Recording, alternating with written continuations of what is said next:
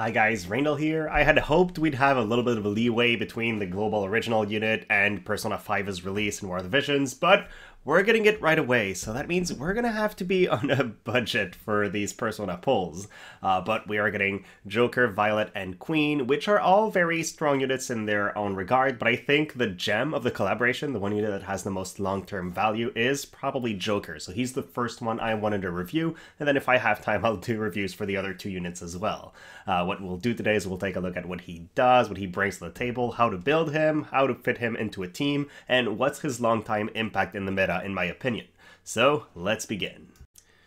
Joker is an attacker type unit, and he's one with decent overall bulk. He doesn't have the highest amount of HP, but he can give a barrier on himself and give protect to his friends, so he's got some means of damage mitigation, and then there are some good vision cards for Dark Element to increase his AoE resistance quite highly if you have the right setup, so he can be made to tank 2 to 3 hits before going down. Outside of that, he is a guy that uses both missile and slash attacks in his main job, and then his sub jobs gives him either more options in slash or missile attacks again. So he's really designed to be able to hit both at a long range and at a short range very effectively. He's got barrier breaks, he's got typeless attacks, he can reduce counter rate, decrease defense, so his attacks are very, very hard to mitigate, which is one of his huge advantages.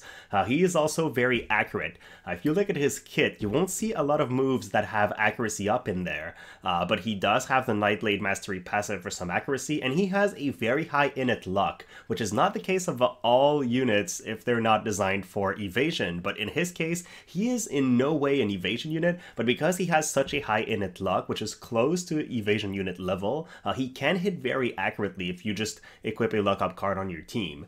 And then he is one of those units that have a vision card that's designed entirely around him, so if you pull the vision card, you have a very strong unit thanks to that bonus as well.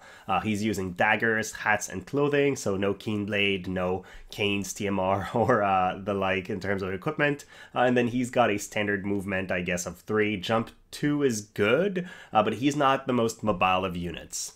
And then his mastery ability gives him some AoE resistance, reduces his AP consumption a little bit. He is a very AP hungry character though, so I think in most scenarios you'll want bells on him or another AP generation TMR, otherwise you're going to run out pretty quick. Now, before we talk about the stats, let's look at his Trust Master. And very quickly, this gives really good stats. 10 Spirit and 12 Accuracy is alright. You get some Slash Attack, Missile Attack, and AoE Resistance in a single ability, which in theory is kind of good, but I feel like the values on the Slash and Missile Attack is pretty low at 15. A lot of other TMRs or abilities in general gives you 25. And then the AoE Resistance of 15, if you really want to bank on AoE Resist, you should probably just run King Mun's TMR instead and get way more for the same activation. So I don't think it's going to see much play. It's not the reason to pull for him. So onto his stats, and it was hard to think of who to compare him to because he's kind of a unique unit with both long and short range attack and very powerful damage. But overall, I wanted to compare him to Cloud because they have close amounts of HP, close attack. Cloud is a little bit faster than Joker is, but you can see the major difference in luck between these two. Joker has 262, while Cloud has 224, and Cloud is kind of in the average low luck type unit, whereas Joker is close to evasion level luck. If you look at what To Be has on the right side, she's got 282, so he's only 20 luck away from her, and she is one of those units in the game with the highest amount of luck. So I thought that was a very interesting thing to bring up. Outside of that, Joker has pretty good resistances across the board too. He's only weak to Pierce and only by 5%, and then he's got positive resistances to everything else. He does have a light weakness, that's kind of typical of dark units, but overall I would say just generally good stats, and then they are going to be supported by the fact that he has really good passives to put on top of these.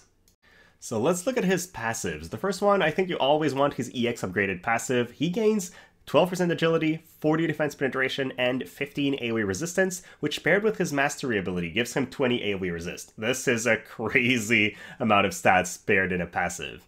And then if you really want to rely on a long-range strategy, you could go for the Gunner passive with range +2, or his own other passive with range up 1 and missile attack, but I think in most scenarios I would go for Nightblade Mastery because I don't like missing, and it has 25 accuracy, and I just would go there. And it also gives you 30% attack, so it's good offensively as well. In terms of counter abilities, he's got one that decreases damage taken by any source by 30% if it procs. I think you'll always want to run this. I don't like counters that deal damage that much. I feel like they're unreliable, and you have to survive the hit to have a chance to counter. So in a lot of scenarios, you won't even have a chance to proc it. Now, on to Joker's main job. What you'll notice is he's got 2 slashing moves, then a missile attack, and then a typeless attack, so he's really got a wide variety there. His slashing moves, he's got an attack that teleports him to target panel, deals low damage, and restores some CT for him. It's more of a finisher than anything. I don't think it'll be used all that often. Then he's got a self-buff that increases his attack and decreases hate for himself. That could be good, but honestly, since he's fairly bulky and able to take a couple hits, I don't think it's an ability that you'll want to use or focus on more than anything. I think his other buff is a lot better. Then his second slashing move is a large diamond pattern that deals a 165 mod and then decreases attack and magic. The attack and magic decrease is okay, but I really like the fact he's got a diamond shape attack. These are very important in recent attackers that we've been getting. Then his second buff, the one I think is really good, gives him a 35% barrier 3 times for self. Now, usually we see barriers that are for 50%, but these barriers cover either physical or magical. His covers any type of damage, so that is really good, and 35% isn't bad, honestly. It can still be the difference between living and dying. And then on top of that, after using it, he's going to give protect to everybody around himself. So for himself, it is 2 means of surviving physical attacks if that's what hits him afterwards. Then on to his missile attack. With the EX upgrade, this decreases defense by 30, then cancels all counters, and then deals a 200 mod damage. So decreasing defense by 30 before doing such a high mod attack will make this a very high damage ability. It is single target, so it's not something you'll see all the time, but it is a pretty good tank busting move, which I think is nice in his kit. And then if your enemy has a barrier, you'll probably use his other ability, which is a typeless attack 200 mod with a barrier break before. So he's just well-rounded. He can deal with any kind of scenario. High defense, sure, I'll use the one-shot kill. Enemy with a barrier, sure, I'll use whatever name this last ability is going to have. So he is generally just very good at killing people, no matter how they try to buff themselves. Now, let's look at his limit break, and it's another thing he's got that's interesting, I think. It increases his defense penetration by 30% for 3 turns, so that could be useful, but mostly it's a guaranteed hit. So if you ever run into somebody that you can't hit, you could be leveraging this to get that one guaranteed. But to be fair, it's very easy to build Joker with very high amounts of accuracy that I don't think he'll need the guaranteed hit part of this ability very often. It is also an AoE, which I like, and then the increase in defense penetration gets him to 70% if you're considering that you're already running the right passive, so it's pretty easy to just bust tanks with this ability as well. Then the wildcard sub-job I don't think will ever be played. It relies on status effects. Joker is not a unit that you want to run at a high faith, otherwise he's going to get nuked by mages, so relying on these will never really be a good thing. I think you'll want to focus on the other sub-jobs instead. Nightblade, if you're fighting enemies with missile attacks or piercing strategies, could be really good for your early setup. You're going to use double resistance and just make sure everybody's even more tanky after giving them protect. You're then going to increase their resistances, so I think that could be interesting. And then otherwise, you could also use him as a gunner support, where he uses aimed fire, increases everybody's range and missile attack, or just has a bunch of attacks that have even longer range. The attacks from this sub-jobs have better range than the attacks from his main sub-job that are missile based, so it does give him a little bit of extra range just having that job on. Now, we've talked about his kit. Where would he fit in a team? I think right now, the team I would build with him would be something like Joker, Dwayne, and Black Rose Helena. You have somebody with hate that can draw a couple hits in, and then just Joker dealing heavy damage, and the Black Rose imperiling Dark and just finishing off enemies in a wide AoE after Joker has shot them a couple times. I feel like that would be a really solid team. But as soon as we get the little Leela that has guts and just that crazy kit that cost 100 Leela will have, she's probably going to replace Dwayne in my go-to composition. Another thing you could do if you don't want to run Black Rose Helena or you don't own her is just run these two with a haste-powered team. So just make them very, very fast. Make sure your hard-hitting guys that are hard to remove hit the enemy team faster than they get hit themselves and win the fight like this. I think Velis is fantastic for this because his healing also gives AP, allows you to run different TMRs, and is just generally really good. But you still have Lemure, who's another pretty solid option for Dark, and will be able to haste everybody in a single ability. So these could be very strong team comps as well. Now, there are a bunch of other Dark units coming in the future, and I'll cover that a little bit later, but there are a lot of other options for future Dark compositions if you're thinking of the other Dark units that are going to be coming even after Little Leela.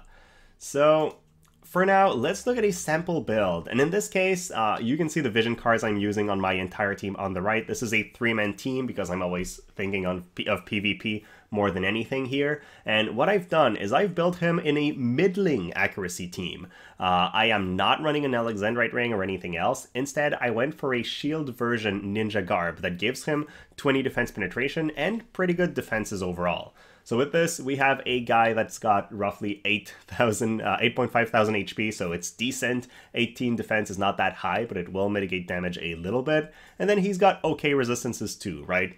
A little bit over 20 slash resistance, 20 missile resistance, 22 magic resist, so he's not going to go down in a single hit. He's got really high mods, 72 dark attack, and then some slash, some missile attack, but mostly 50 man-eater on top of that. So he is going to hit very hard. He's got 60 defense penetration to ignore a large portion of the enemy's defense, damage mitigation. And to increase his own survivability, he has 40 AoE resistance if you're running an AoE resistance vision card like we are right here.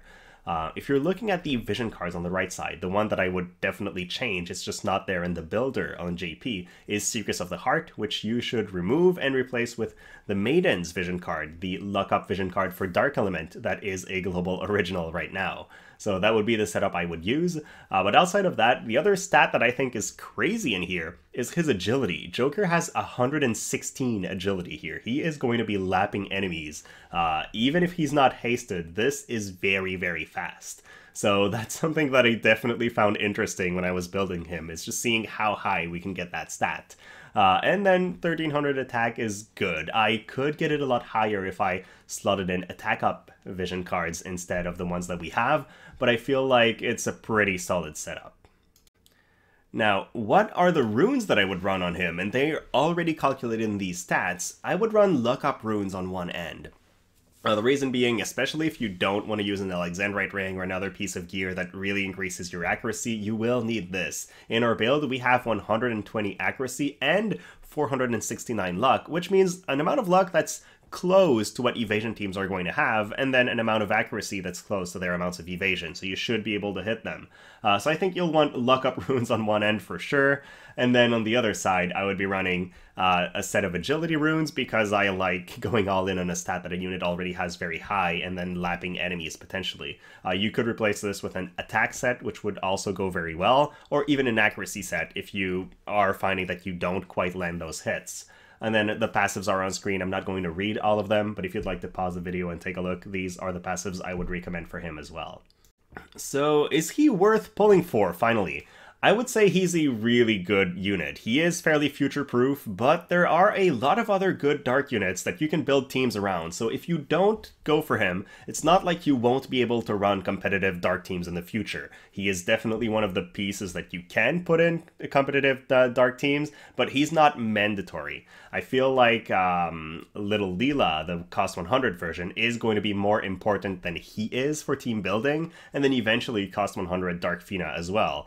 Dark is just filled with so many good cost 100 units that Joker, while he is a competitive and a good choice, is not a necessary one. I am personally going to be forced to skip him because I invested in Ibarra and Esther very recently, and I'm not really able to make place in my viz for another unit right now. So while I'm sad, I really love Persona, especially the music from the series is incredible. I can't afford to go for him myself, and I feel like I'll still be able to play Dark in the future, and it's not going to lock me out of this element forever. But let me know your thoughts. I'm very curious to see how many of you guys are hyped for him and how you're going to be using him if you do have budget for him. So let me know. Thank you so much for watching and have a great rest of your day.